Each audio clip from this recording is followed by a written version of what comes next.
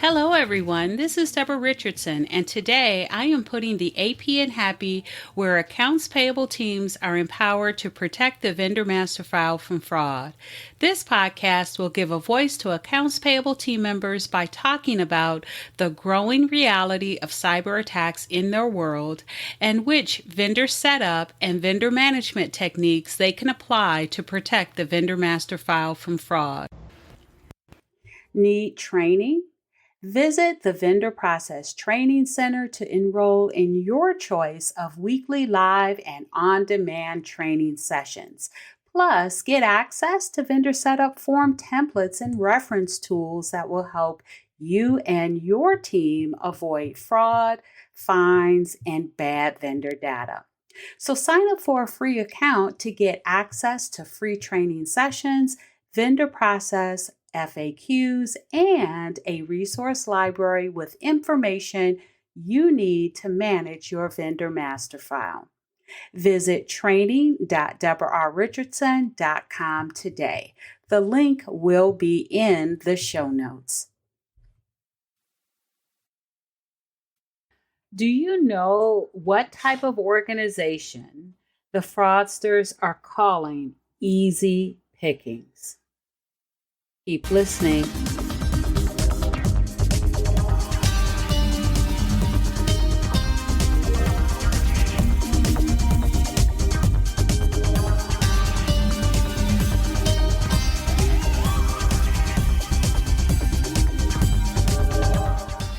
Welcome to episode 311, the new Easy Pickings BEC scam targets.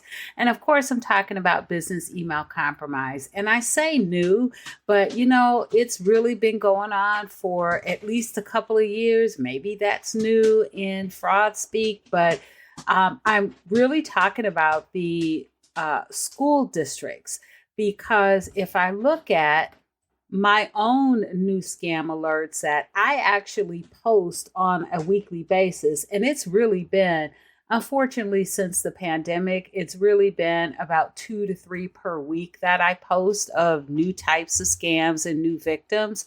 Well, if I come in here and search by school district from 2023, so last year to this year, I have 1, 2, 3, 4.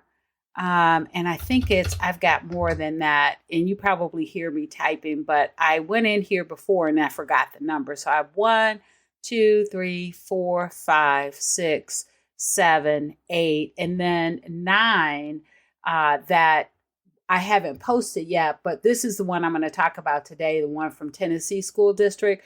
So is it 8 or 9 or 10? But it's a lot. And it's probably more than that haven't been reported yet, because a lot of times these things take time to be reported. They will work with local authorities, bring in the FBI, and then they will report it after some time. So it's probably some in 2024.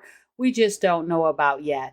But yeah, it's 1, 2, 3, 4, 5, 6, 7, 8. So it's 9, because I'm going to post this next one. And so there are 9 school districts that have been targeted since last year. So 2023, 2024, and there's probably more than that. And I will tell you, I used to work at a school district, and I worked in the business office. I was actually back then doing fringe benefits, but I worked with the teams that did payroll and that also did accounts payable. And I will tell you this, and I'm not sure if it's the same way today from personal experience, but from talking to subscribers and clients and attendees at in-person conferences, that these teams tend to be smaller teams when they're at the school districts because they don't have a big budget. And as a matter of fact, if you go to the higher level, the intermediate school district, I also work there in the business department. They are smaller teams as well. We don't have a lot of training. Sometimes that information or the school districts that we work at are very rural. I can never say that word, right? So it's not the big city. It's the more isolated school districts, right? And so that was the case in the one that I'm going to talk about today. But that's what I typically see for school districts is they don't have a big budget. They don't have a lot of team members. And like most of us that are in accounts payable, especially if we're in school districts or hospitals, right, we tend to be very helpful, right? Folks in the government sometimes tend to be very helpful in accounts payable too. So they tend to be very helpful. They don't have a lot of training and it is not a big staff. And so that makes them, right, the new easy pickings. Again, I don't know how new it is, but easy pickings is what one of these articles I read, what they said fraudsters call school districts. So we're going to talk about that particular case. And throughout, I may bring up some tips on how that could have been avoided as I go through the article. And I will put a link to the article in the show notes. I'm also going to put a link to my new scam alerts page. If you'd like to take a look at those other 8 school districts, you'll get to the page. You can just type in school and it'll filter on those 8 new scam alerts. And you can even feel free to sign up for my new scam alerts, which means that every time I post them, you'll get an email the next day with a cumulative list of all of those that I have posted. Okay, so now let's jump into the article. And this actually came out from the Record Recorded Future News. And again, I'm going to put a link to it in the show notes. But the name of the article was Tennessee School District Loses $3.4 million to a fake curriculum vendor. And this came out September 13th, 2024.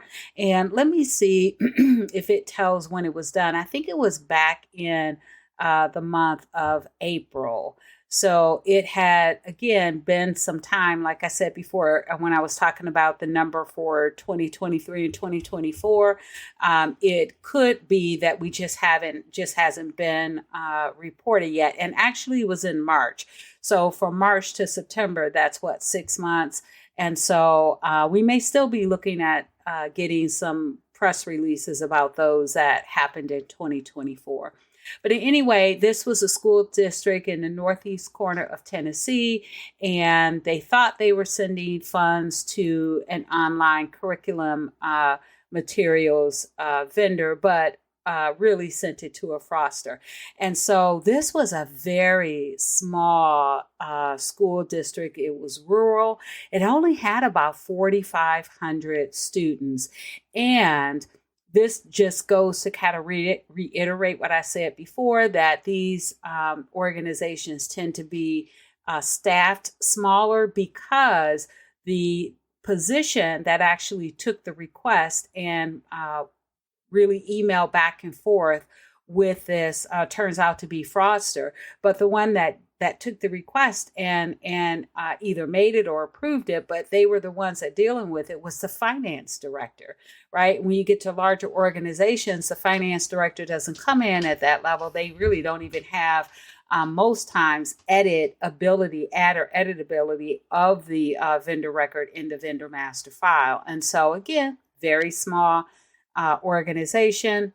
And so the finance director was the one that took the payment, or took the change and made the payment.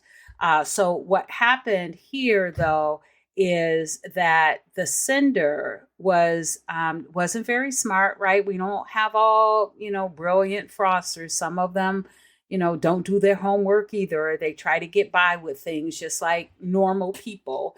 Instead of using or trying to get into the actual vendor's email address, which happens today, and then send that request, they actually created a new domain with the extension of .quest instead of .com, which was the vendor's regular domain.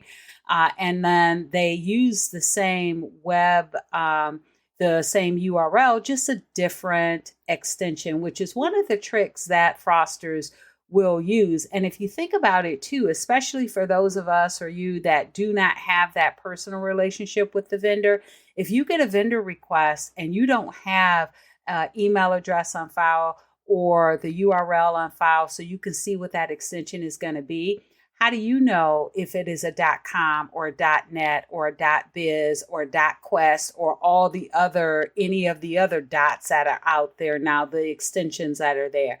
That is kind of hard to know. So the person or the sender, the fraudster, used .quest rather than .com.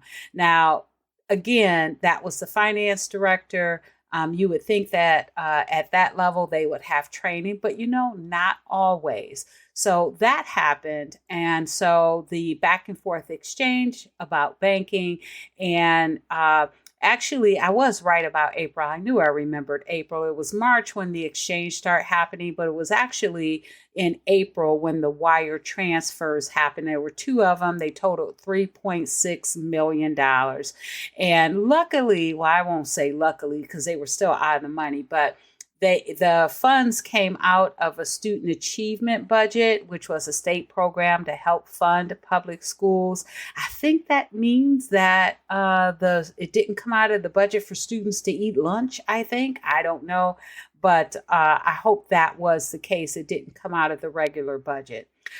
Okay, so the first thing I pointed out was that it was the finance director, right? Because sometimes these school districts do not have a large staff. And so rather than it being someone else, it was the finance director that did the back and forth. And that actually where it ended up, the school district transferred the funds that following April. And I think I said it was her before, but it doesn't say that she did that piece of it. She could have, it just doesn't say it. Now, the next thing is that it took 2 weeks for the vendor to notify the school district that they didn't get the payment. And so that's actually pretty quick. Sometimes it can be longer than that. And at that point, if it's longer, right, months, weeks, or months, it could get to a point where the funds are unrecoverable. So the sooner that you are aware of the potential fraud, the easier it is to get the funds back. In this case, it took 2 weeks. What I recommend, especially because the amount was so high. When is the last time you made a $3.36 million payment to anybody, even though it was broken up in 2 wire transfers, right? Maybe your company is that big, maybe it isn't.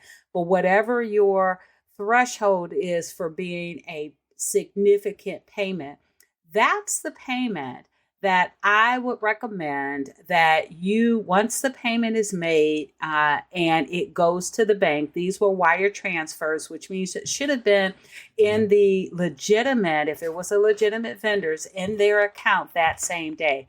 Someone should have called and verified that the money was in the vendor's account. And that way, if the money was not there, they still had time to recover the funds. Typically with banks, 2 weeks is outside of the recovery timeline, that threshold timeline that banks give. I've seen it be a number of days. I've seen one bank have no time for recovery of the funds. I don't even know how that happens nowadays, but it depends on your bank. Usually though, 2 weeks later, it's kind of too late to do that.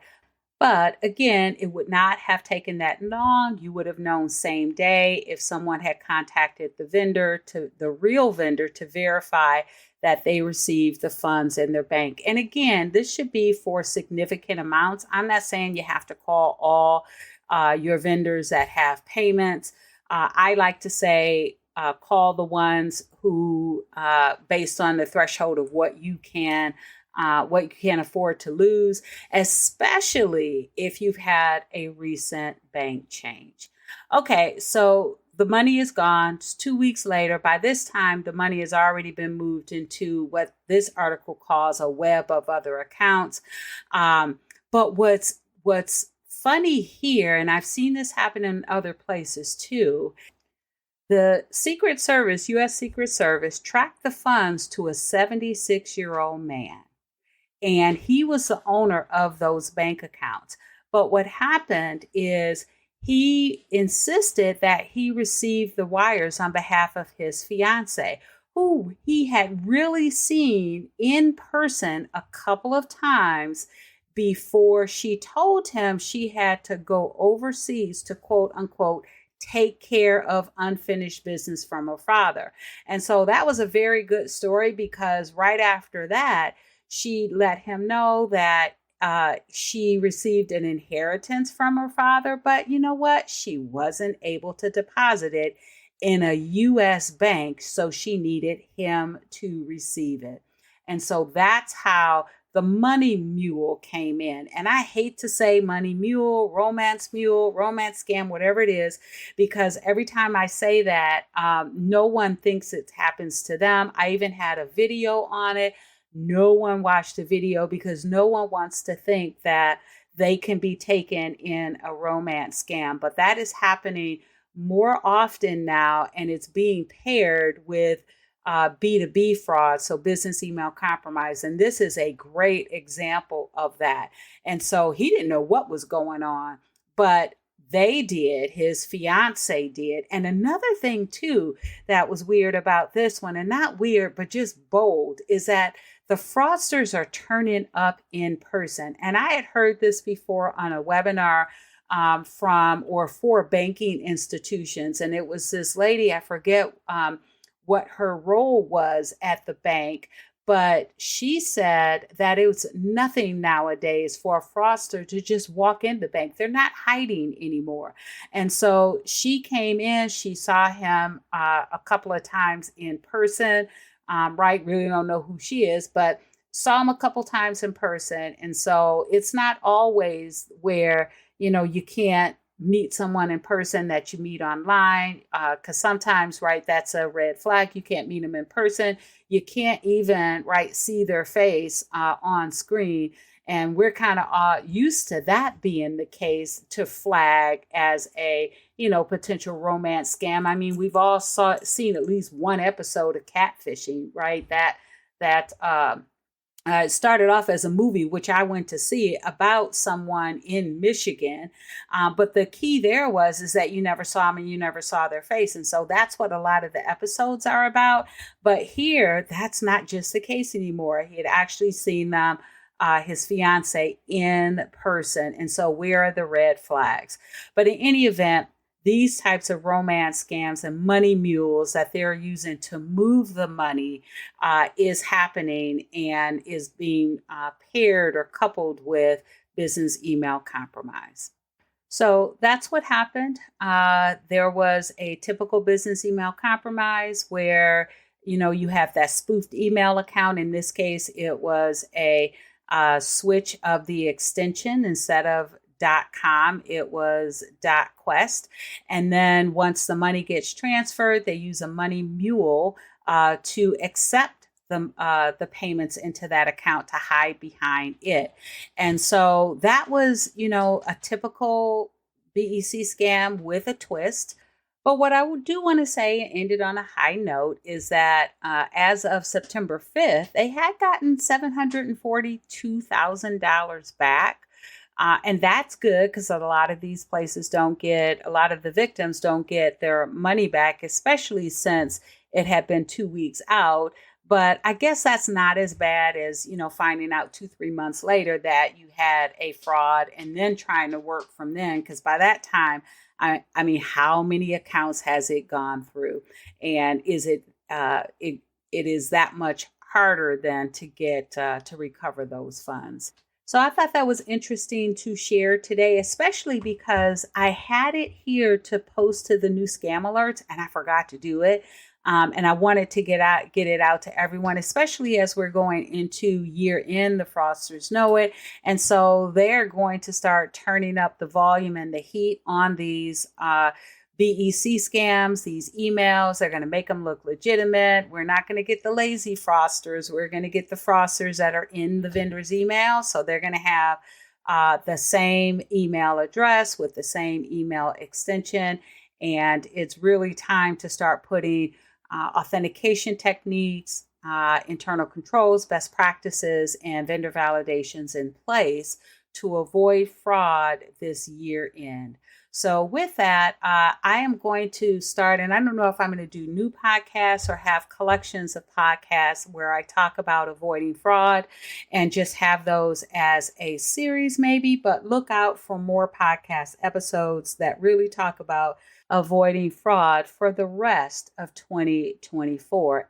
All right, so thanks everyone. I hope you enjoyed the 311th episode of the Putting the AP in Happy podcast, where accounts payable teams are empowered to protect the vendor master file from fraud. Don't forget to check the show notes for the links mentioned in the podcast. And if you enjoyed this episode, consider subscribing and writing a review of my podcast on the platform that you use to listen. Stay happy.